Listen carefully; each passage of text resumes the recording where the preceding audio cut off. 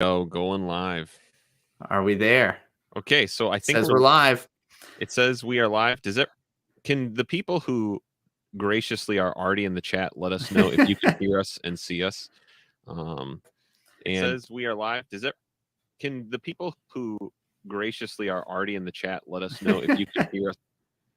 Are we I'm not getting any confirmation or not. We'll wait. I'll wait a second before we kick in our music here. I'm gonna start it, but I'll just wait till I have confirmation that we have some good stuff. Michael, you could quick check the Telegram stream. Oh, someone sees us. All right, that means it's time to go. It's working. That's great. Well, ladies and gentlemen, grab your glow sticks. It's time for the Restless 200K live stream celebration. Pastor Michael, we have to start, as you might know, we have to start by thanking Pastor Robbie Gallaty, also amateur DJ, as he revealed to his church a couple of Sundays ago, for these sweet beats that we're getting to start our first ever Restless live stream with. So we're thankful that he uploaded this track. He named it Sanctify 1, and he uploaded it to SoundCloud so that we can use it for our backbeat to start our first ever live stream. So I am your host, Matt, joined as always by Pastor Michael Bowman. This is Restless, everybody. Here we are, first live stream, first time.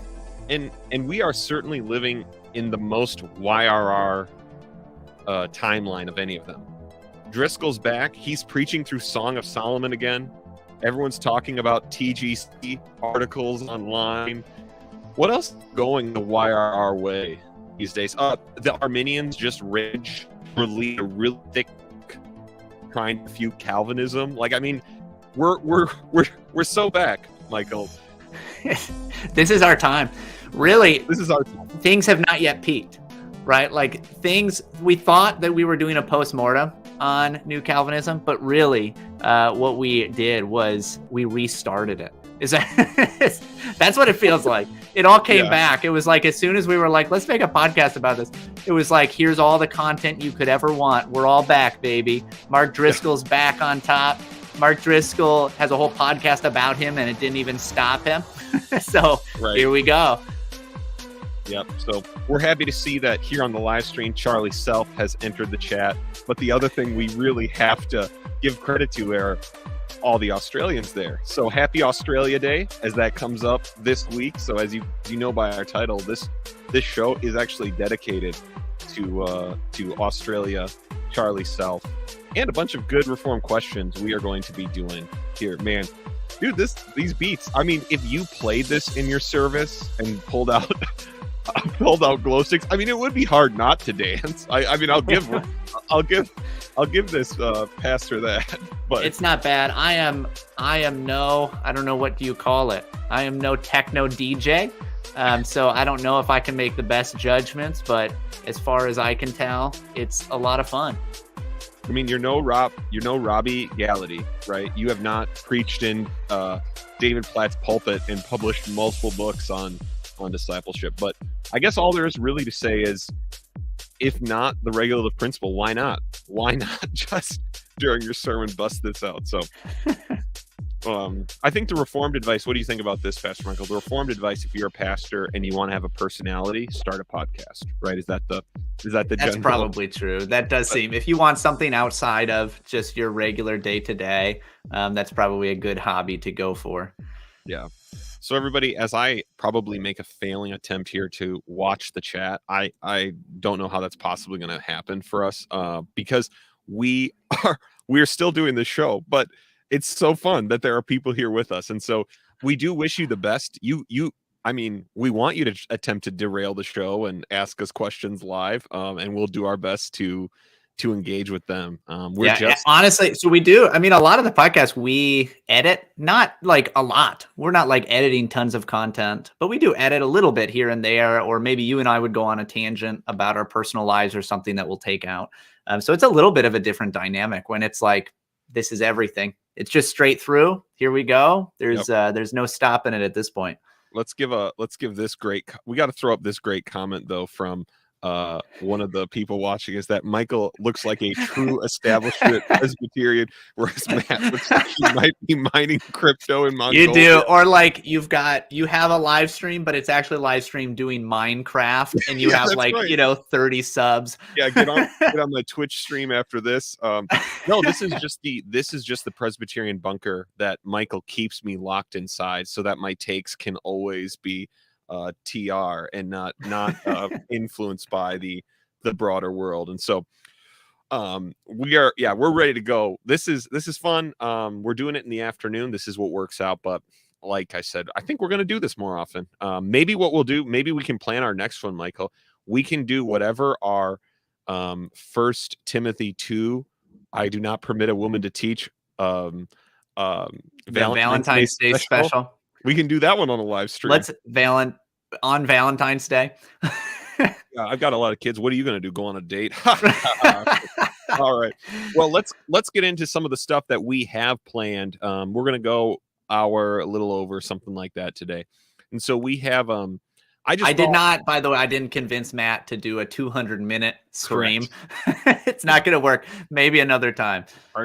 This weekend I smashed the side view mirror off my van. So as soon as I leave this, right? So let anyone think that we are our importance is growing. I'm going to go frustrate myself through a basic car repair the moment we're done here. And so, which will be great for me and the van having a side mirror again. So Pastor Michael, one of the things that's really interesting is the 12 days of Restless. We should almost always do things like that because we get lots of people responding to us, interacting with us based on the things we do. And yeah, it's really fun. It's really fun too. And I don't know, do you think it's just because we're getting that daily content out, so there's just a lot more traction in a sense? It probably is. Yeah, it probably has a lot to do with that. Obviously, we do more topical. We we go wide ranging. And so I actually thought I would just quick share the top 5 most downloaded 12 Days of Restless as of today. By the way, everybody, we're excited. We have probably more than we're close to 210,000 downloads by now. So it would feel kind of cheap to just do a 250,000 download celebration, unless we just do another live stream. That'd be fun. Maybe. It's kind of like that probably is going to happen a little bit sooner than later. Right.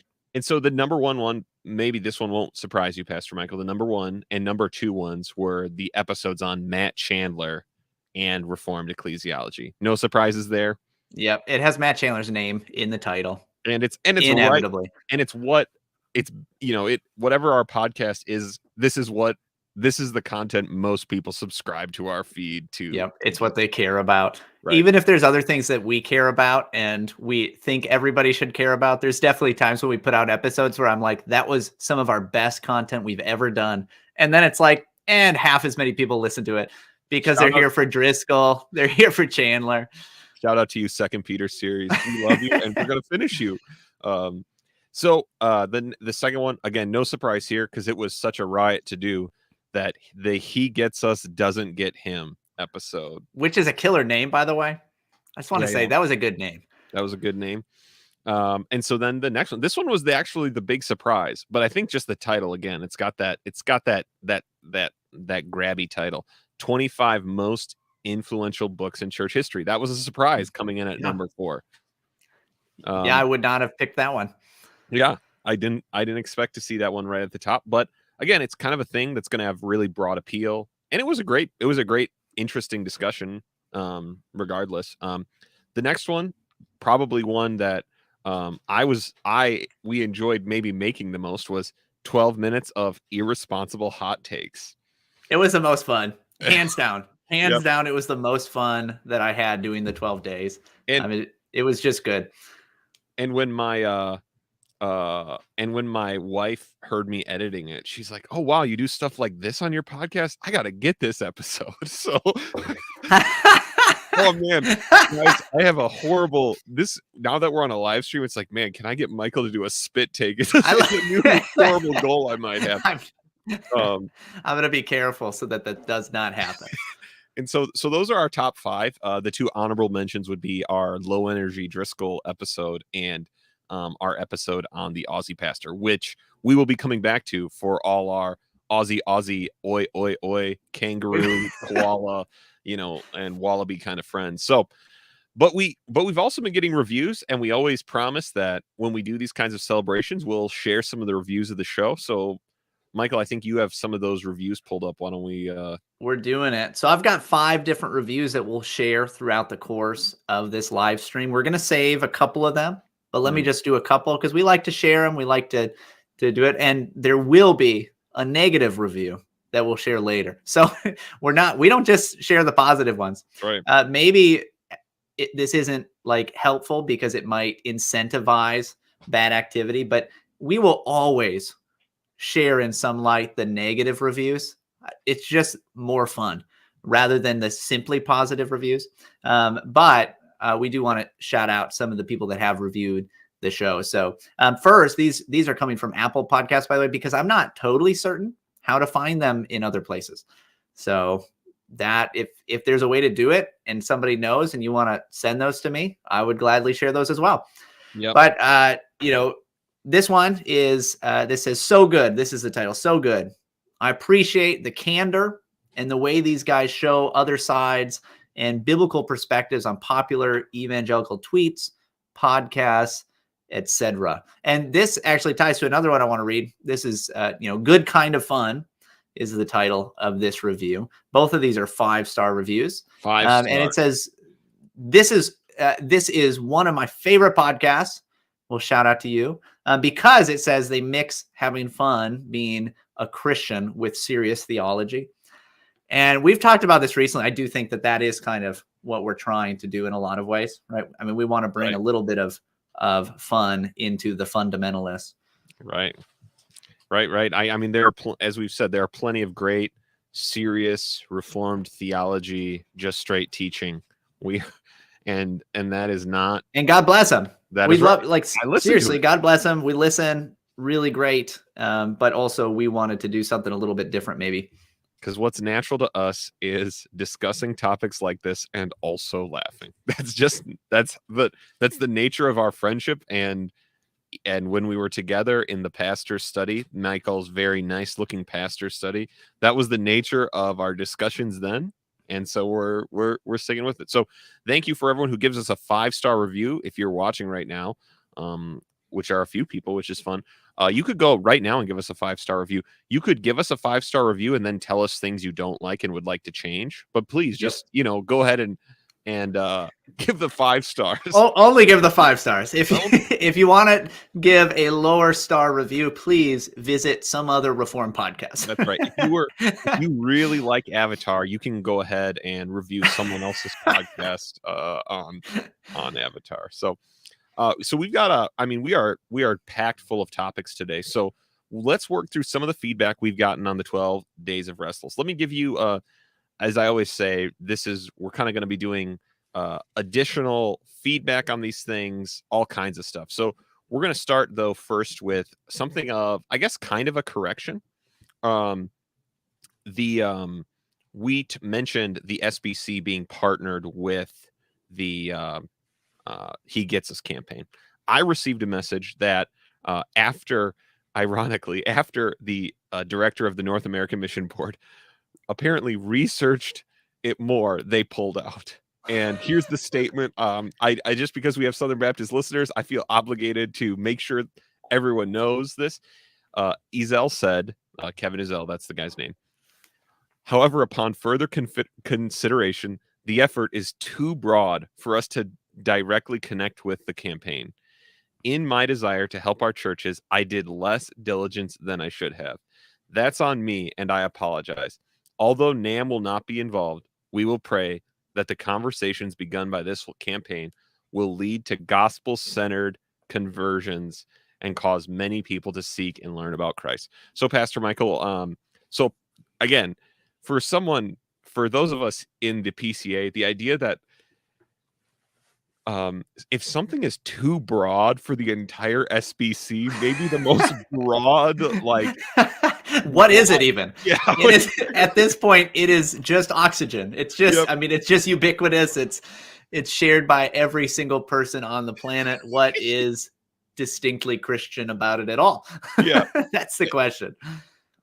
I'm out here. I talk to non-believers all the time. I have not met a single person who has mentioned this campaign. Like, like even like I saw that thing. No, like I actually I was watching some sports ball event the other day and I saw my first one on TV actually. And so I saw the Jesus was definitely a refugee um coming over the border commercial, and that was pretty amazing. Now, let's just say, Pastor Michael, it would be pretty shocking then, right, if any Presbyterian or Reformed minister like said, "I'm going all in on on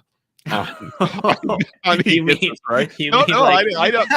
No, I you don't. mean like maybe like I don't know, doing a sermon series Yeah, based upon he yeah. gets us? I That'd don't be know. wild. It would be. I can't imagine it Yeah. happening. It also is. Um, I'm glad, right, for how the ruling elders in the PCA teamed up to be like, no, we can't do this, because again, to be clear, the Southern Baptists were like, upon further review, this was too broad. Also, I for love us. that it's like upon further review, like we did do our due diligence. How much money were they going to give to this thing? Because I Yeah, think it was a lot of yeah. money. Oh, Like yeah. I mean, a lot of money. And it's like, sorry, I didn't read past the first page, but that millions of dollars, I just didn't know if I'd have to read more than that to know where to send this money. Like Yeah. that's, there's something when you're dealing with as much money as I assume they were dealing with, maybe it's good to slow down a little bit, do your due diligence from the start. Maybe. Now, Pastor Michael, there is one subject, and we shouldn't leave it waiting any longer, since we have the Australians here on the live stream. Yeah, shout out to all of you, by the way, because there's a ton of you. Which is fun. I think it's a majority Australians that are tuning into this live stream. I'm not positive, but I think that might be the case. That's what I tell my friends. I'm big in Australia. I am. That's But the subject that we got, it was not one of the most downloaded, but the episode we got the most feedback on from the most different people was our episode on the Aussie pastor learning there was no third way. And Pastor Michael, boy, oh boy, have I learned a lot more about that situation from all of these people. And I'll tell you what, I think that the situation is even more interesting and even more convoluted than we had even any knew. idea. Yeah, we had no idea going in. So I don't know. How do I do this? Do I just start reporting all the interesting extra information and we comment on it as it goes? I don't know. Is there a way you can summarize for us some of the stuff that you got? So here's the first thing. Here's maybe the biggest thing of why it's way more related to our show than we ever expected. He is kind of the face of the young, restless, and reformed in Australia. Wow. He was. We didn't even know this. No, we didn't. Guess where we just stumbled into it by providence. Yep. Guess where he was a church intern and was maybe you know this because you were in our chat, and who mentored him. So if I remember right, somebody in our chat shared that he was mentored by the one and only Mark Driscoll himself. He was it. Now, again, that person, our patron, who I will not name because they live in the same state as him. I mean, so this is on authority. The further confirmation of this is an Acts 29 church, and he has preached at Matt Chandler's church, right? So like, he's very pretty much, recently, right? Isn't it? Or recently. At least, oh yeah, in the last, yeah, and it was somewhat, it was regular enough that like, apparently there's at least an understanding, and I don't want to say for sure because I don't know, that there is an understanding that they're some kind of friends, right? Like the appearances at each other's church were frequent enough. People thought, man, this might be their kind of friends. Yeah, they have some kind of connection together. So that's the most interesting. That's the one of the most interesting details that just was so surprising. All the Australians, I will say, we heard from the interviewer, who they all call Koshi. He is not popular with any of them. I get the vibes that this would be like any pastor sitting down to do an interview with like Rachel Maddow or Brian Stelter, right? Like, okay, this is the kind of like, right? Yep. Yeah. Right. This is who they're. This is who this guy agreed to do an interview with, and so Okay. they all were basically on that guy's side. They basically all had like the lowest possible expectations for how he would behave himself, which appears to be what he did, right? Now here's an interesting thing about Australia. So I'm kind of giving these big context pieces, and then we'll move through, because they didn't all actually agree on their feelings about how he did in this interview, Okay. and what it was. Which makes sense. Of course, it makes Yep. sense. The other big thing to know is, so his church is in the state of Victoria. So he's in Melbourne. And I'm not saying that like an Australian, even though I know how to. It's in there. Get ready for this. This sentence is illegal in Victoria. Your homosexuality is a sin. It would be illegal for you to say that from a pulpit or to a person individually. Wow. You could say the Bible states homosexuality is a sin. But what you notice, right? The difference is I'm applying it to someone, Yeah, so it can't be direct. It can't be actually applicable. You're just making like a historical fact about Correct. this, religious text. So again, the added pressure. And so this is why, and one of the listeners said, so when you hear the interviewer keep pushing him saying, but you say homosexuality is a sin, your church says homosexuality is a sin. So he's literally trying to entrap, right? He's Yes. literally trying to like get you shut down. Yes. Yeah. Now, obviously, what all the kind of Australians agree is he should have been then at least able and ready to say that the Bible is crystal clear and it teaches that homosexuality is a sin, right? Like that he should have, like, again, the like evasiveness we felt and watched is still going on, because knowing that question was certainly going to come, he should have basically been ready at least with that. And they said, obviously, and based on your convictions, potentially, not everyone would have to, right? They weren't demanding he say more, but potentially be willing to say like something more and face the consequences, because he's one of the largest churches in that area. Yeah. And lots of the smaller church pastors who we heard from said it would have given them so much more backing, right? Like it would have given them cover if the like well-known, fairly well, the guy with lots of connections, yes, is willing to get on national TV and take a stand for the word. So that's kind of the, can you just the man, like we have our Australian, it's just wow. Just that's what when someone said this would be illegal to say in Victoria, Australia. Yeah. Isn't that crazy? Coming soon to a Western country near you. Yeah. Do you have any thoughts on these broader contextual things before I tell a little more of the story then? Yeah, it's interesting how the deeper we go into this, having just done it, very peripherally before, right? We watch an interview going in. I didn't know anything about this guy, anything about this club. I don't know anything about this stuff. But just going in now, like even as you add more details, basically it comes to kind of similar to where we were, where there was this, like, you feel two different ways. One, I wish you would have stood for the truth more firmly and clearly. And also, I don't want to be on the side of the bad guys who are clearly the bad guys trying to attack and trap you. And I feel that exact same way as we've pulled out a little bit further. Although, again, it just keeps getting deeper. So maybe I'll wait till you share more. Right. Yeah. So again, so there is a big feeling of we'll just say of a division on how he did, and then we'll get to the I didn't realize this. Guy Mason is in has a different, perhaps even bigger controversy than this going on within YRR circles. And again, I'm not getting into like personal like church things, but like public teachings, right? We're, again, the things we focus on the show here. But so the ranges basically say like what we have is the ranges. So our friend who we've interviewed, the other Paul, shout out to you. He was basically like, this man this was atrocious. This man did not stand for the word. This man caved, and shame on him. Are I'm you surprised that because was his take? usually the other Paul really holds himself back.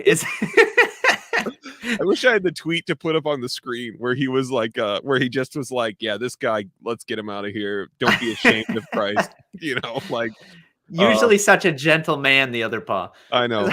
So, and we look forward to having you back. So, we had a Baptist pastor who's been a lifelong fan of Essendon football, which is the team. As we keep getting as we keep going deeper in, right?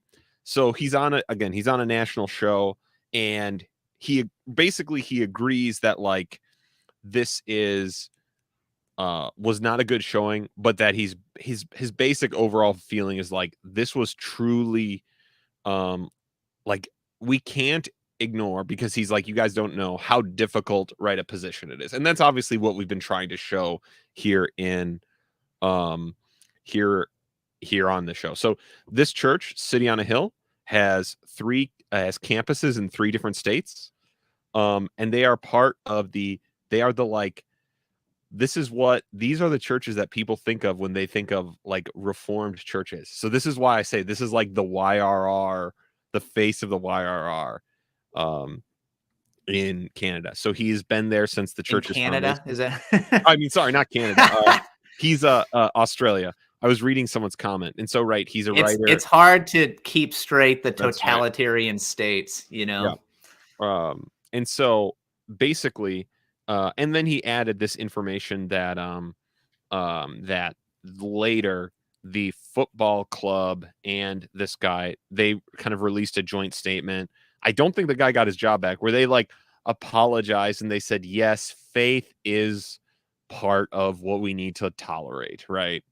So now, everything so far, other than the like multi-campus YRR stuff, that's we've all been still, and as we should be.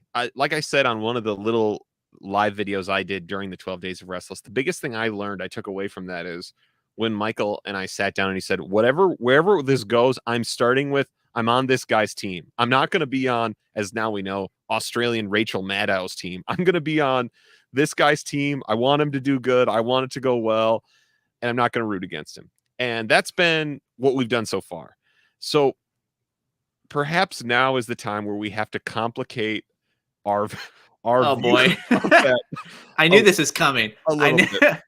I knew anytime that we go to bat for somebody, somebody pulls out something and they're like, actually, they're the worst person you've ever met. Like, yeah, I don't know that. It's like, it's one of those moments where it's like, well, okay, not Reformed, as we often have the lesson learned from the YRR. Like, well, just evangelical again. So the first person pointed me to, again, another Yankee talking about this, a Yank named Al Mohler. He gave commentary on this issue. And so we, of course, originally were really on the like club. We were with the club manager who got fired. Al Mohler claims, and so send him your emails, that the club manager didn't even know that his church held any of these stances. And so he just got on the board and got into trouble. And he was mostly brought in to like fix business things. And that Albert Mohler kind of presented it as like, wow, like when he was first asked about it, it was kind of a, wow, I didn't realize they held that position. Which makes that a lot less awesome. And he was an elder, correct? Yes.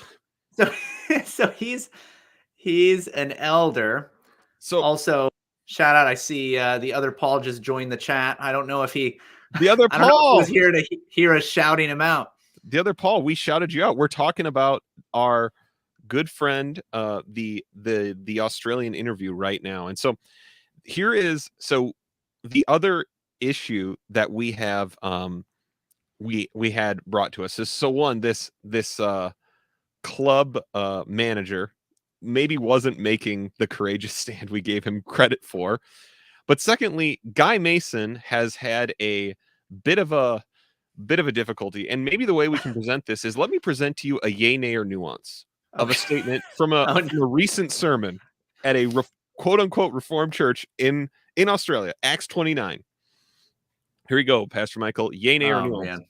Honoring the image of God means affirming transgenderism. Oh, boy. Oh, that's rough. That's a hard nay, but man, what a mess. This is this shows us for going to bat for anybody. Like just for having goodwill. I just have a good heart and I want to go to bat for people. I want to love you. I want to support you. And this is what we get. So I started listening to the sermon that this was from, and it was so bad. I just gave up, man. It was. And like this is, and again, our Australian friends in the chat, if they want, like this is apparently, at least in Victoria and Melbourne, like this is what's known as like reform. This is just like, again, this is just the evangelical move of like trying to like affirm the like whatever goodness there is, you know, like trying to find something the world cares about and trying to find a way. So it was basically like, you know, we need to love our neighbors by caring about transgender rights and these kinds of things. And this was a large function of the sermon. Now, I'm not going on this just on what I heard in this sermon, nor just what some of our Australians wrote to us. We also had a patron send us what I thought was unrelated, but very related, a church here in America writing Acts 29 about why they are leaving the network, which again, what's a network? What does that mean? What does that mean to leave? What? Yeah. So this guy that left Acts 29 for seemingly good reasons, we'd love to have you on. We'd love to know like what your ecclesiology says about leaving a network or what that means. I'm sorry, I almost did a spit take on myself just thinking about that. And do you want to know what one of the stated reasons was? Oh, what? Guy Mason. Wow, really? Yes. You know, I remember seeing this in the chat, and I read like some of this letter from this explanation, but I was kind of skimming it. I did not notice, and I don't even remember if I remembered Guy Mason's name. Right. And so if it would have said, you know, that big YRR Acts 29 Australian guy, I would have had a better chance of understanding. Right. So let me just read what they wrote here. By the way, Guy Mason, we'd totally interview you because it would be a wild and interesting. After this discussion, we'll never get that interview. But how great would it be to get the interview with the guy that is like the YRR face there, who apparently knew Driscoll, who apparently is friends with Chandler? Like, how great that would be. Seriously, set it up. But given the fact that we've openly now laughed at a section of a sermon, that is unlikely. So here is what they wrote. As you already know, in a sermon that has since been heard by tens of thousands of people. Wow, this guy apparently has reach. Guy Mason of City on a Hill in Melbourne, Australia, stated that Christians can and must lean into the rights of those who identify as transgender. And they say, certainly you have seen the sermon. This statement is deeply troubling. When I asked a question regarding this statement and the position of Acts 29 on our internal community, do they have some kind of internal Acts 29 social media? Which again, why can't I be on that? What a interesting. I don't want to be there for like these kinds of things. I just want to know like what do they like talking about. I have still received no response. Nothing was ever said or shared by our leadership. A few months later, Mason preached at the Village with no mention, explanation, or defense of his previous statement.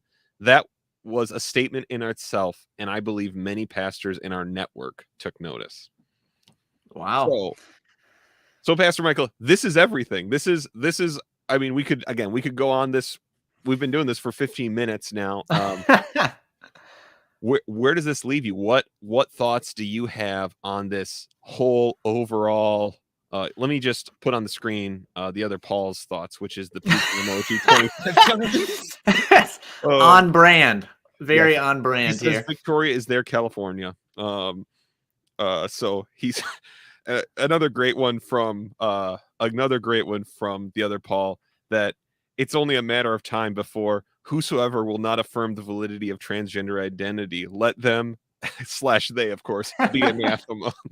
So that's good Oh, stuff. man. That's good stuff. So Yeah, it's just such a mess. That's my thought, right? yeah. Like what So a mess. Also, here's my second thought, and it should be my first thought actually. I mean, God bless you guys who are working within various faithful bodies and churches in Australia. We're connected. I don't even know how. Like one of the blessings, by the way, of having a podcast like this and being able to get to the point of the size that it's at is that we've connected with tons of folks down in Australia. yep. Like shout out to you guys. We've got patrons and others that have reached out to us over time. And, you know, we do pray for you guys and we're really grateful. I'm grateful to hear of the true gospel ministry that's going on down there, especially if, you know, the reformed faith, the face of the Reformed Church is this. Yeah. I think that, man, the one thing I think is like, the other blessing of knowing Australians is if this is the kinds of things going on there, like everyone in America needs to like take a moment and like think about how long it will be before things are more like this here in various states or nationally, or what would prevent it from happening, right? Because I don't think that there's any reason to assume that, you know, that just because they're on a continent of, you know, prisoners and criminals, that it'll never get to our glorious continent. He couldn't help it. We love you guys. He couldn't help doing it.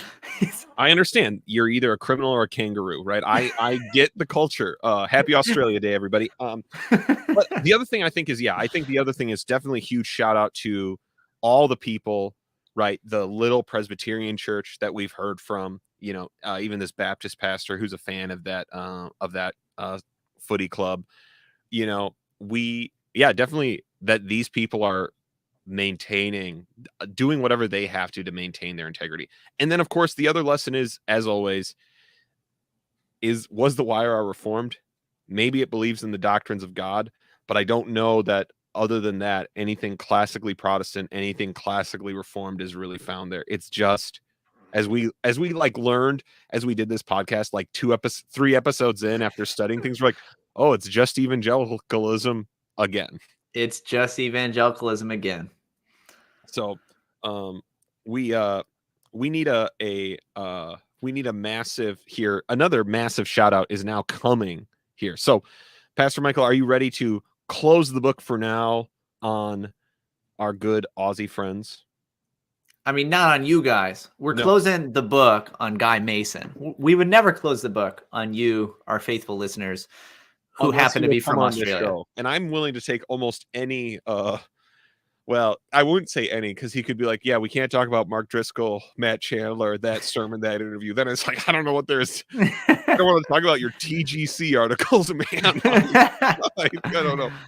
But what TGC articles I do want to talk about, Pastor Michael, are Charlie Self. Self. So we had a great listener. After this, maybe you can read a few more of our reviews, because this guy told us that he said he wanted to say just thank you for the encouragement and all the joy that he gets from listening to us. Now, I'll take the compliment, man, but I do have to say I'm going to hedge that a little bit with what I'm about to say next. And so he said, hey, I was just listening to your 12 Days of Restless on Charlie Self. So funny, and it made me curious, so I searched him on FB. It turns out I have one mutual friend with him. Here's a link to his Facebook page. Here's a page to his staff's, his church page. Pretty big bummer, though, right? Because that was hilarious. Then he went and said, he has a personal site, Charlie Self, drcharlieself.com/about. Wow, he's Assemblies of God, which we had mentioned more than a year ago. But yep. And so the thoughts about him being more similar to a robot, maybe that's kind of the joke. And I said, and what I told the guy, and I'll tell all of our listeners now, is like, wow, there's only one possible thing I can conclude from all of this evidence this guy, presented to me, that Charlie Self has created a bot to try and convince me he's real. That's the only possible. We are all Charlie Self. Charlie Self is ubiquitous on the internet. Charlie Self is the internet. I mean, this point, I don't know if we're not going to get to this probably, but with ChatGPT, I mean, literally the things that are on that. If I write a TGC sounding article on if I can fire someone at my workplace, like, dude, it's It's That's what it's coming. going to spit out. Here's the deal, by the way. This is a good time to shout this out. This is not live right now, but we do have one particular special announcement on this live stream. Oh, we do. And it's for our patrons. Wow. So anybody who is a patron, a follower of ours on Patreon, we have 2 new shirt and potentially other things. It might go on other things, but 2 new designs for shirts that are going to be exclusively for patrons. One of them is related to this. That's all I'll say. I will actually share. I will get a picture of it. But one relates to this. One relates to the Battle Hymn of the Republic. Also, that's all I will share. But I will share it in our Telegram chat. And we don't currently have them up in a way that you can purchase them because we are not sure how to do that in the way that we are just keeping it for you. So we're working on that and we're trying to figure it out. But we do have those coming very shortly as part of the 200K celebration. We thought it'd be fun to make some of these designs for merch that we've been talking about a lot in the Telegram chat and laughing a lot about, but we haven't quite done it. So we've got some of that coming. Once I can, I'll have to wear a Charlie Self one for our next one of these. This would be great. We will. We'll get one ordered. I want one too. It's pretty cool. Pastor Michael, do you want to give us a few more reviews? Because man, we're gonna have to do some rapid fire, which will be fun, which maybe means we'll need some which might mean we need some pump it up in the background at the end, because we're gonna run out of time with all kinds of stuff we have. Because we have at least 2 kind of bigger subjects, and we have a clip we really think people will enjoy us watching, and so and watch with us, because that's the most fun thing about the chat is you can now watch the Driscoll or sermon clips we find with us. So do you want to read any more reviews for us? So I will read 2 more and we'll close out on the high note of negative review. Ooh, because I think it'll be fun to ask you if you think this is legitimate. But first, people can tell us too. Yeah. First, here's another 5-star review. Shout out to all you guys giving us 5-star reviews, by the way. That really actually helps. We kind of play it up a little bit as hey, only give us 5-star reviews. But it actually does help. Any review that you're willing to go and make, it just helps get our stuff in front of people who might not otherwise see it, right? I like to think that, we're making it out of the bubble that we're typically in as far as the way that, different Reformed podcasts are kind of pigeonholed. But my guess is that we're mostly in a bubble. And so it's nice when we can kind of get out of that a little bit more because, a lot of what we talk about, we think would be good for other folks. But here's one review. It says, edifying show looking at the young, restless, and reformed movement by 2 guys who went through it and gradually moved to a reformed confessional position. So that's a solid review right there. And then here's this, Matt. So we did get a 2-star review. Oh, 2 stars. Hey, not 1 star. Not one. I think the really which we have reviews, had. We have. The truly interesting ones have to be though I'm not going 5 or 1. I'm not going get this out of here. I'm like, I thought about it. The value is about at a 2-star. So anyway, yes. So 2 stars. Yeah. So it starts out by saying it started out well. Oh. So here's the substance of the review. Okay. And just see what you think about this, because I think it's good to talk about. Our stream started out well too, by the way. Yeah. It says listened for a long time. Wow. But you can tell the added listeners have gone to their collective heads. Take a break, calm down, and reset. You're beginning to speak out of turn. Finish your training, then come back. Okay. Matt, what do you think about that review? Oh boy. So I'll say, by the way, if it has went to our heads, dude, we should just quit, because the most I think our live stream tells me we have 10 people watching, which is really fun for us. But that means if this modest of a level of success has already ruined us, that would mean if we ever had 100 people watching this, which probably will never happen, I would become Mark Driscoll and like start making everyone sign NDAs and like destroying everyone around me. Right, like we would prove he's actually a far better man than Yeah, we are. exactly. That's what this would do. It would somebody would be doing a much smaller rise and fall of the Restless podcast. I totally don't have any idea how much has changed. I assume one thing that is probably true about that is I assume things have changed in some degree, because when you're talking to 10 people and when you're talking to 500 people, 1,000 people, you do say different things. I will say I don't know if we're speaking out of turn any more than we ever have, because the first most enjoyable review we got like this was from our good friend Feral Doc. Feral Doc, you can shout out to Feral Doc. Every time we celebrate something, and it's not a joke. We laugh, but I'm not even kidding. I love this guy. I really do. And I have nothing but love in my heart for him. So there were people that basically loved, and I like, one of the things that caused us to make some new friends is when we reviewed D.A. Carson and Tim Keller explaining the meaning of 1 Timothy 2, what it means when Paul says, I do not permit a woman to teach. And we went in ready to listen.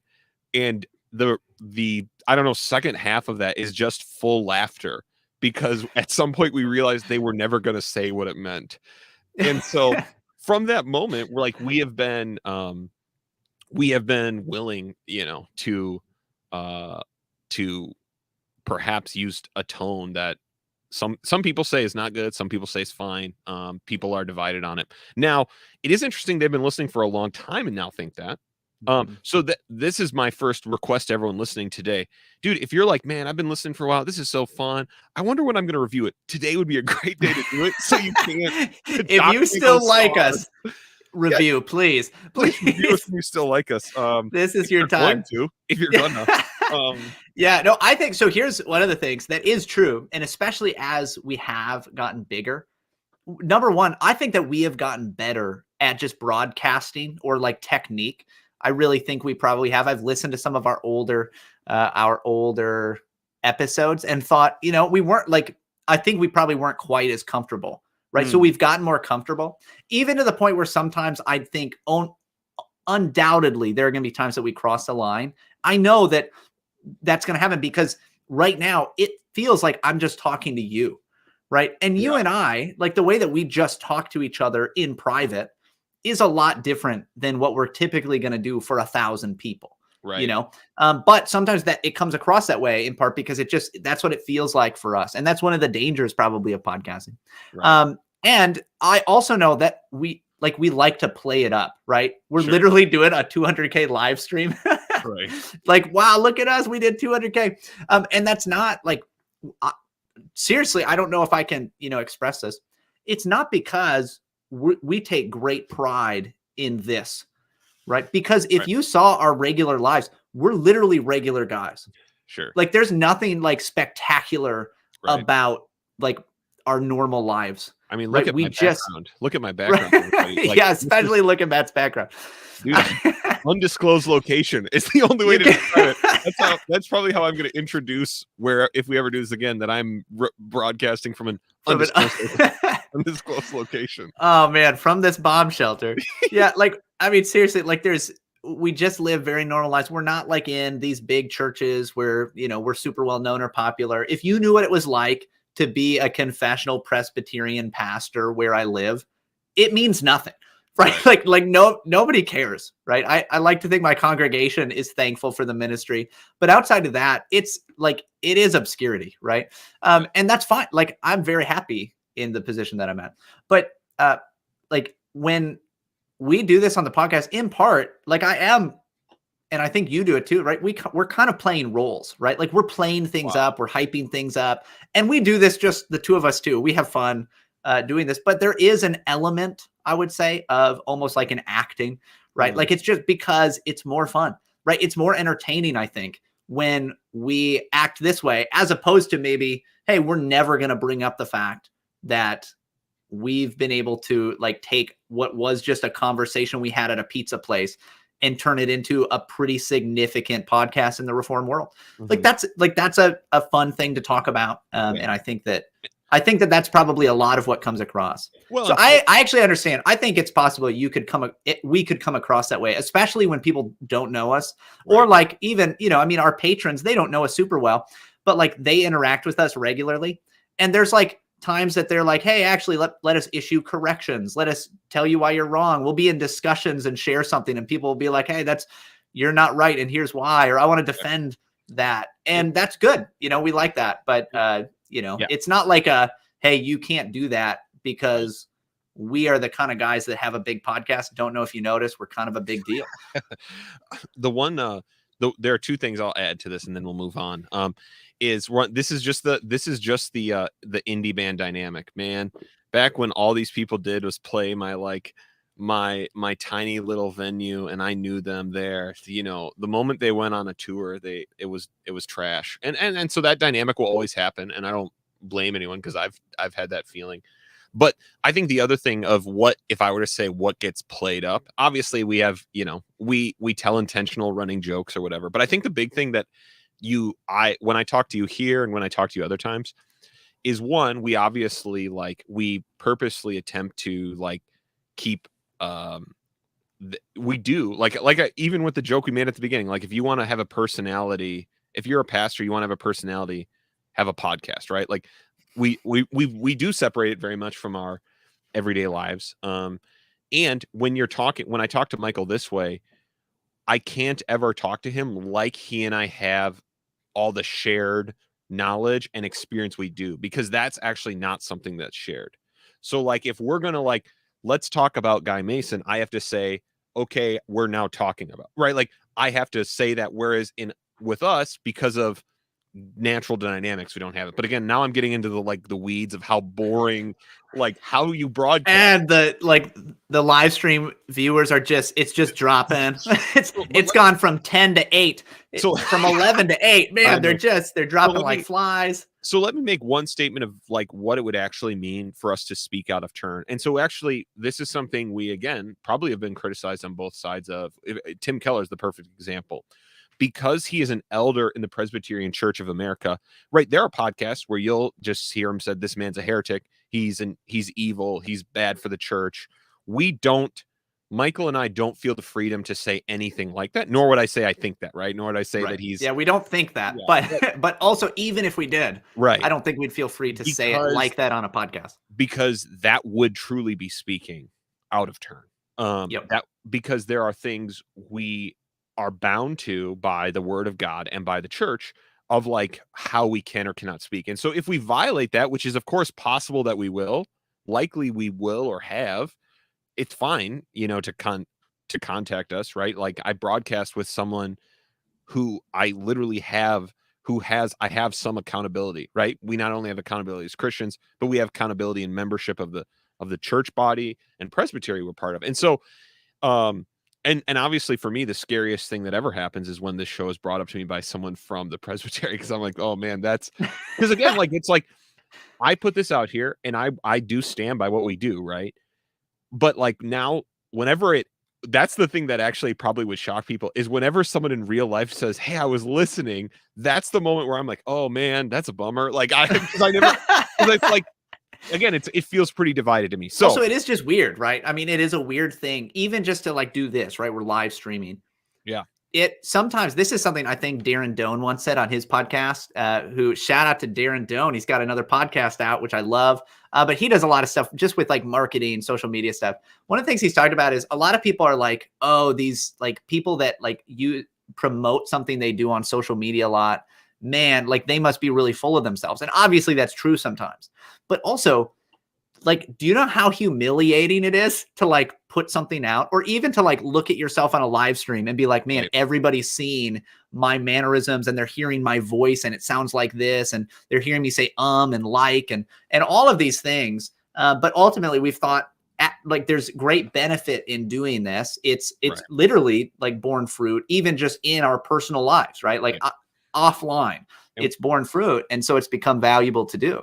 Yeah, we love the relationships. That's the best part, is the people we've met through this. So let's go on in the show. We got to keep moving here because we have two big things, and then we're gonna have to do a little rapid fire. So Pastor Michael, we have a guy, and this guy's offered to be a guest on our show. Always appreciate someone offering to come on the show. He's a friend of the Presbycast, so this isn't just a random person, right? He has a blog, he's broadcast before.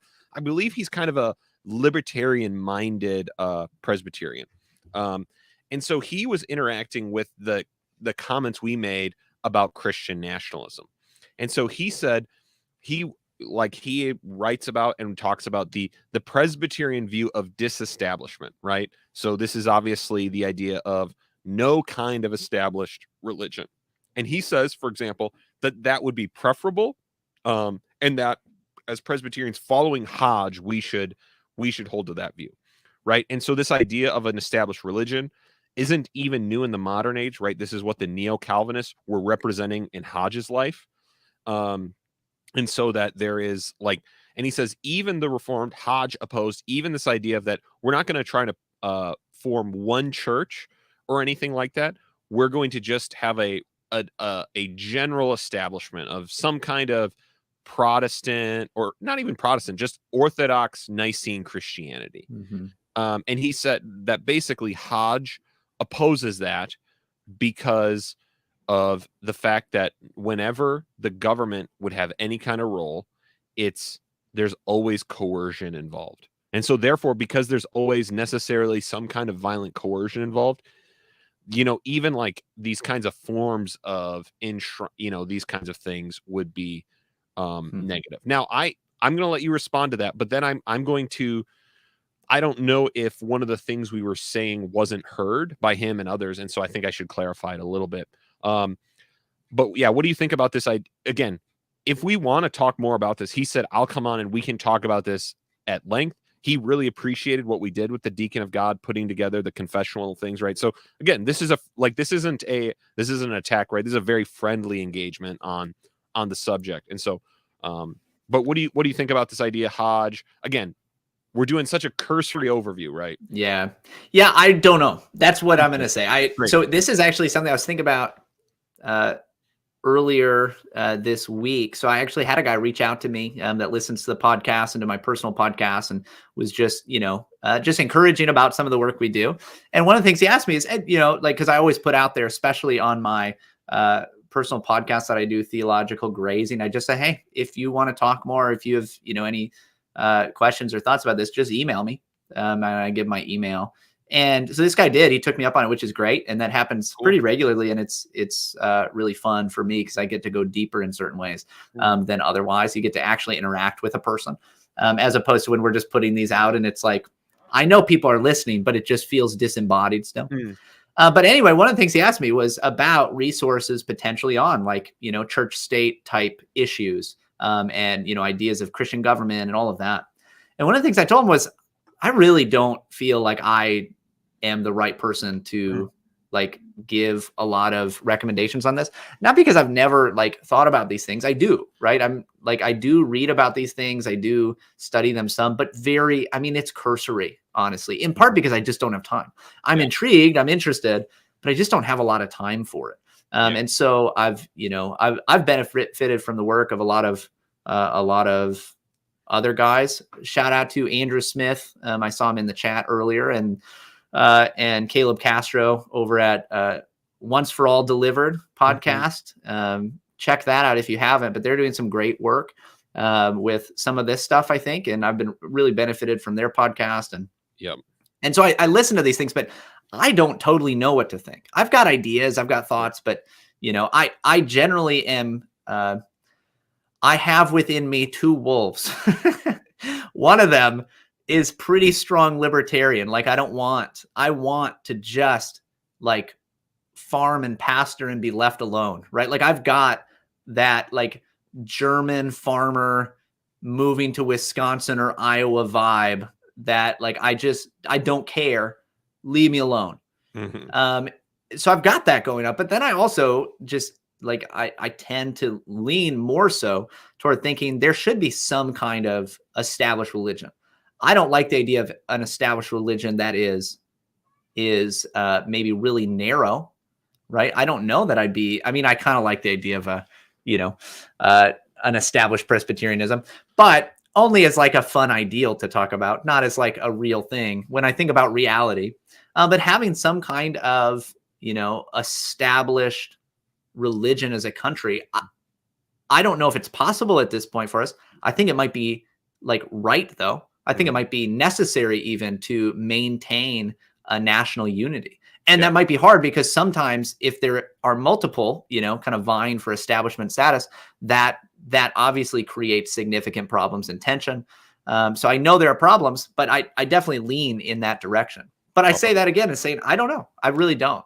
All right. So that, I think, makes me say we're probably going to book this guy's interview. Hodge is a hero. So I'd love to hear this guy who's read a lot about Hodge. Now, let me make the point that I think we were making specifically.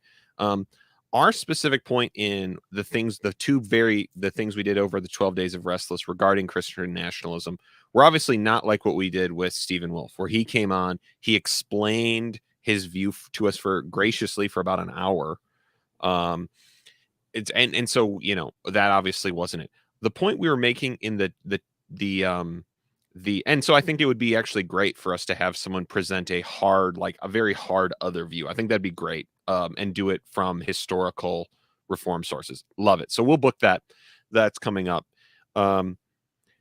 What my point was when we were talking about the president of the SBC or these kinds of things is my feeling is that where we're going is any statement of Christian truth, any statement of we are going to oppose the murder of children, we are going to protect the natural family and promote the natural family through law, is going to be called Christian nationalism today. That's the point we've been making. So before we're so quick to be like jumping on the bandwagon of everyone around us, of the world, saying you're right, those are the bad guys, those are the people, right? That's Trump. Right. They think that's us. They think that's you and me. Right. And so what I'm going to do now is I'm going to read something Charles Hodge wrote in his Systematic Theology on the Fourth Commandment.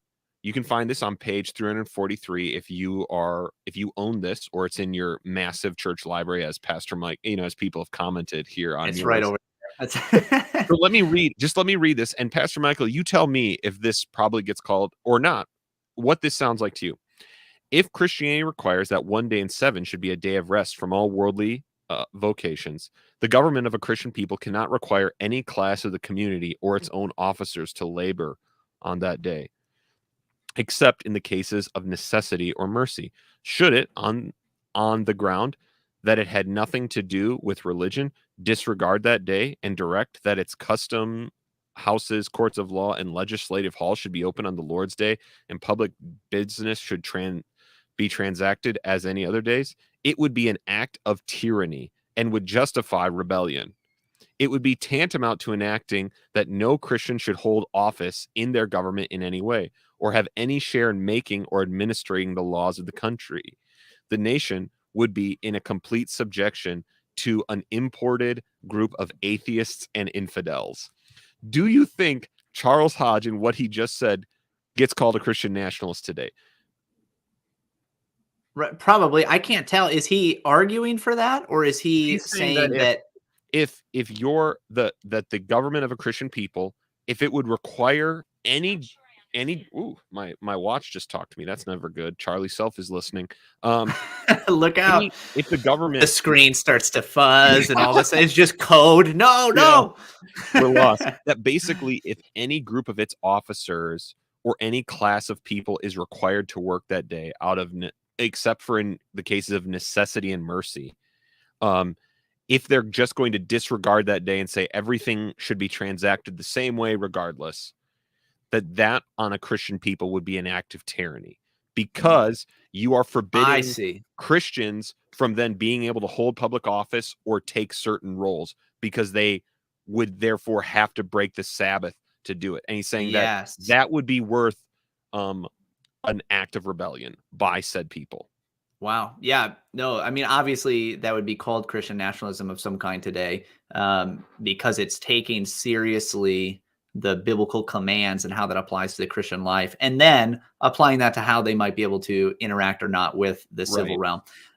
Yeah, no, that makes more sense now that you explained it. I couldn't quite follow it, I think, but yeah, the idea. So with a majority Christian populace, if they're taking seriously the Lord's Day as a Christian Sabbath, they in essence would be shut out of public office, right? If Certain the roles, civil certain realm nations. itself was not willing to accommodate that. Right. Yeah. And I think, I just think that like that calling that tyranny is something that would immediately get him labeled that way, right? That this, Right. like that we're living in a world where what I think what Michael partially is getting at when he talks about the two wolves is that like there does require some kind of consensus on ultimate things, right? Yeah. And that's the question. So I look forward to booking that interview. But Pastor Michael, we have to move on because we are already over time, and we're gonna have, and there's a video clip I want us to watch. So as people have known, we have gotten the joy of I'm gonna try and share our screen and have something not go wrong. It's gonna be interesting to see if I succeed. Here on the live stream, guys, the kind of thing you don't normally have to. So there we go. So Pastor Michael, with our recent avatar panning that we did, we realized that Driscoll is once again, he is playing vintage clips of himself, right? He's going back. He's using them. It's like the way was cleared. It's like, hey, right. Everybody was reminded of this stuff anyway. It's not going away. We might as well start using it. And so look at this young, fresh-faced man that we're about to listen to here.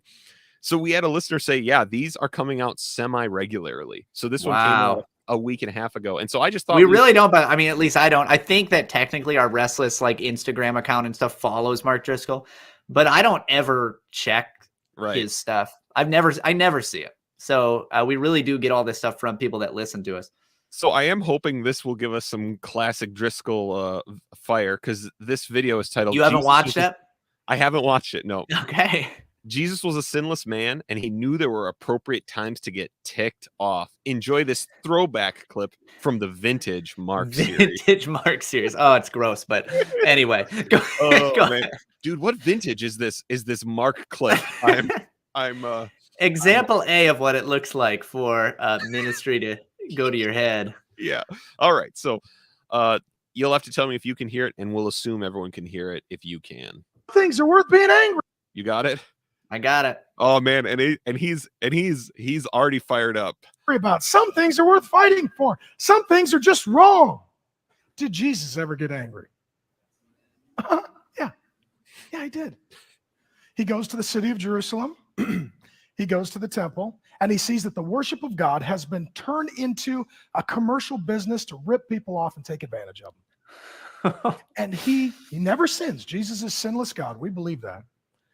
But he flips. Dude, he's overthrowing. By the way, I don't know how you become a worse public speaker over time, but based on all the sermon clips we watch, he has become a worse. He's become worse because it's all canned now. It's Scottsdale Mark. But tables. Oh, sorry.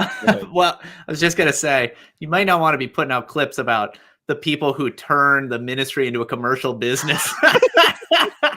What makes that might Jesus not be a great look angry? Yet. What's the one thing Jesus got angry about sinlessly? People turning this into a business. I bet those guys in the temple, they published a book and they had the temple use the tithes to buy all the books so it would be a bestseller. Monsters. Oh boy. Sorry. Fucking merchandise. It would be as if Jesus came to earth, walked into a Christian bookstore. Next thing you know, there's Thomas Kincaid paintings flying out the door. Just a quick note. Only time I went to a Mars Hill campus, of course, they had a very large bookstore selling things. So he's just jumping up and down on Michael W. Smith and Caveman's Call CDs, and the whole self-help section goes up in flames, and he's punching holes in all the stupid posters with verses out of context, telling people to be happy. Some things are worth being angry about. Some things are worth fighting for. Some things are just wrong. Oh. And I know we live in a world where they tell you, no, it's all opinion and perspective. Look, I'll tell you this. If there's no God and there's no truth, then there is no right and there is no wrong. Oops. And if there is no right and there is no wrong, then we lose our right to be angry at sin, evil, injustice, and tyranny. And that's a tragic loss. The Word of God doesn't just tell us what happened. Oh, man, it look. tells us what always happens and it's happening again. Some things are worth. Man, that said unfiltered since 1996. Come, please. I need that. I just need that still. Oh, give me that still. Vintage Mark, unfiltered. It tells us what always Since 1996. Wow, getting a vintage Mark. It is brutal. How is. Commercialized it gets right at the end, right? Like how not aware you must be, or very aware and just cynical, right? Like you just don't care anymore. That you just have no shame about it anymore. To talk about the problem of commercialism and then to brand it as vintage Mark, like look at us. And this YouTube commenter geniusly said he must be monetizing that channel, so he's got to get clips that will actually get people to watch. So, yeah. All right, Pastor Michael. So I think that brings us to where we need to start doing some of these things on speed. We have to get on speed. I'm not on speed. I did finish my it's really gone to our heads, and so but I think the way to do it is we will not pump it up in our background, but I think we should once again put that excellent techno track Sanctify One behind us. Thank you. I wish you were set up in your bunker to have lights flashing or something behind you. I know, Robbie Gallaty. We want to bust it in, and so we actually have one comment here in the comments. So I guess commenters live, if you want to get something brought in late here, this is your chance, because we are gonna quick give you hot takes on things we. All right, here we go. So someone asked when we were talking about government, Chris Ragsdale, who interacts with us regularly, love it. He says, so does general equity theonomy, by the way, boo, we're boo on that because those are not the same, but does the movement of general equity theonomy make more sense or seem more acceptable than some form of monarchy? So what do you think, Pastor Michael? There's your first hot take we're looking for. Oh, is it better than monarchy? Yeah. So it's like, because that's obviously becoming popular with people. So is that like, we should like that more than just like a straight kind of monarchy? That is an interesting question, and I would say I'm undecided. That's what I would say. I don't like a lot of the guys pushing for what they call general equity theonomy. I like a lot of what they're saying. I like a lot of their thoughts on, where things should go, or, the way we should apply certain laws. I obviously we've talked about our disagreements in some light, but also I don't know that you can make a case from scripture that 100% monarchy is wrong. I just don't know at this point, I guess. I think you certainly can't make that case that a monarchy is 100%. Right, just flat run, because obviously it was instituted by God himself at one point. And there is and Paul does not in his teaching on the civil magistrates say, and God forbid a monarchy. Again, working out things that actually make sense about the human condition and these. Yeah, maybe it's not best. Yep. All right, so here's the next one. We're, again, like I said, we just have to do these rapid fire. So this one I love. This was a question we got. Person said, what are your thoughts on the National Center for Family Integrated Churches and the issue of no Sunday school and youth ministries?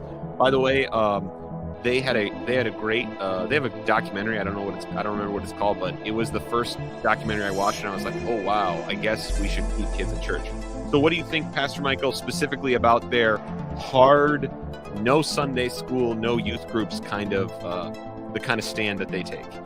Yeah, I also watched that documentary when it came out. So generally speaking, I think that churches are too age segregated, right? Most churches do run a basically industrialized model where everything is age segregated. That is a problem. Kids should be with you in the church service. Everybody should be a part of it. The problem often with the National Center for Family Integrated Churches and a lot of the stuff that's come from them is that what they actually do is they have a kind of patriarchy that says the father is basically, this is my words, they would obviously not say this, but the father becomes like a god. He becomes basically a kind of ruler that has no accountability with others. And so it actually it seems like it's led to a lot of abuse over time. The general idea that we shouldn't be so age segregated in the church, absolutely, that's good. Does that mean Sunday schools can't be age segregated? Does that mean no youth ministries? No, that's not a legitimate jump, right? Like that's too far. But they bring up some good points for sure. That's right. So I think that I pretty much agree. I think that, they recommend churches, and I do know that there have been churches that are basically like home groups, kind of led by fathers, right? And so I do think that they're making a generally valid point because of how right? Like, again, that you can go to a mega church and it will have a sign that says no one under the age of 12 permitted, right? Like that they literally are like violating the Lord's commandment to let the children come. And so when these guys come on, it's like, yeah, of course, these guys are making a brilliant point. However, I don't think, the idea that the father of the family should give the family the Lord's Supper, unbiblical, because a father is not a officer in the church. The family and the church are different. Two, come on now, we can't just like, you can't ever instruct people this way, right? Paul instructs wives and husbands specifically. He instructs children specifically, and so it's okay for us to do so. And in fact, we should want there to be at least sometimes where we have Christian young people together, because that's how they date and have Christian families. Yep. All right. Pastor Michael, I'm going to put a question on the screen. This one is going to verge on the kind of thing we often don't. I saw it. I was like, oh yeah, we need to do it because they put it in the chat. I want a hot take on whether there is a way within the PCA to deal with TEs like Scott Saul's doing a sermon series on He Gets Us. The answer is yes. If you're in his church, there is the Matthew 18 process of approaching him, of talking to him. There are church courts as well for this. And again, those are two pretty broad answers. The PCA is connected, but obviously, just like all of American Presbyterianism before us, we are always wondering we are feeling the battle of, we must affirm Christians who have a valid profession of faith as in the church, and how does that affect how we want to enforce our confession and our convictions, right? Welcome to the experiment and challenge of American Presbyterianism. That's my answer, Pastor Michael. I'll let you answer, and then I will pull up a few. I guess we got a couple of tweets to go on. I thought you did a good job. I think that's true. I think that's a good way to put it. It is hard to draw the lines, right? Like where are we going to draw the line? But there are ways, and there are ways that, men are taking advantage of as well. And taking advantage of maybe sounds like a negative context. I mean, there are means that are being used within the PCA all the time that a lot of times people outside of the PCA, or maybe if you're not involved in the courts, you just don't see it as much. But there are ways that men are going about seeking to, either carry out discipline or just exhorting and trying to, help one another just on that, personal level when it comes to some of these issues that are coming up. That's right. Okay, so someone asked if this will be on a podcast. Yes, it will be on a podcast later. I'm going to give one take. Would it be considered plagiarism if the president of a large denomination was using ChatGPT as their sermon? I don't know. Probably not anymore. It would be less plagiaristically than if they were caught using Dosen's sermon. So I'll leave it there. Pastor Michael, we have 3 tweets some people asked us to respond to. You get 1 minute apiece. Here we go. Here's your first one. It is, why do you guys like Tim Keller so much? Speaking of us and the PCA in general. I don't even know what that means, because we've obviously been pretty critical of Keller. Most people don't like us because they think we're too critical of Keller. But I like Tim Keller because I think he's actually a really thoughtful and interesting guy, and he's done a lot of good for the church. I also think that some of the stuff he's done and taught has had really bad consequences, and that is something that everybody should be aware of. All right. Next up, here's our next one for you. Pastor Michael, quick one for you. How do you square predestinarianism with the problem of evil? Easy. I'm going to go with Boethius on this one and say, because evil doesn't exist. He's taking everyone. Let the L's come in the chat if you are not. If you're not. I would gladly nuance that someday when we're not doing minute events. All right. Well, there you go. Next up, here we go. Last one on our way out for the day. All right, here goes. This is a great question, by the way. What's the difference between a Presbyterian and a Christian? Pastor Michael, love the question, by the way. Well, while all true Christians are Presbyterian, it's just kidding. So, being a Christian just simply states that you are in Christ, right? That you by faith have been united to the Son of God. But when we talk about Presbyterian, we're talking about a specific subset of Christians, usually specific denomination, particularly designating those who follow a Presbyterian form of government. That's right. So, basically, we would, unfortunately, it's so funny to think about because the overlap of Christian and Presbyterian is so nebulous. I would say, we're a subset of the visible church. We of the true Holy Catholic Church on earth. However, there are certain kinds of Presbyterian churches in my town that I would not say do and maybe aren't that. Yeah, right. It's qualifications of being part of the universal Holy Apostolic Church. And so, but basically we believe, as our reading of the scripture and what the church has instructed us, that this is the consistent application of scripture and teaching. And so we're not the only kind of Christians, but as a funny Baptist keeps saying in his YouTube videos, we are the ones with superior theology. So we hope this has been as fun for everyone. Thanks for everyone in the chat, especially. You guys have made doing this a special kind of fun. This was really fun. And shout out to all of you guys, right? Everybody who will listen to this later, everybody who gets to watch it later or see it. We're grateful. Even if it has gone to our heads a little bit, we really are grateful for all of you that listen and interact with us and help to sharpen us and sharpen what we're doing here. And hopefully it is of tremendous benefit because for you. I'm ready. So when I hit this button, let's go ahead and cue it up. The show, we are going to go out with our DJ friend, Robert Gallaty. And just so everyone knows that the references we've been doing to this weren't like something we picked out of a sermon.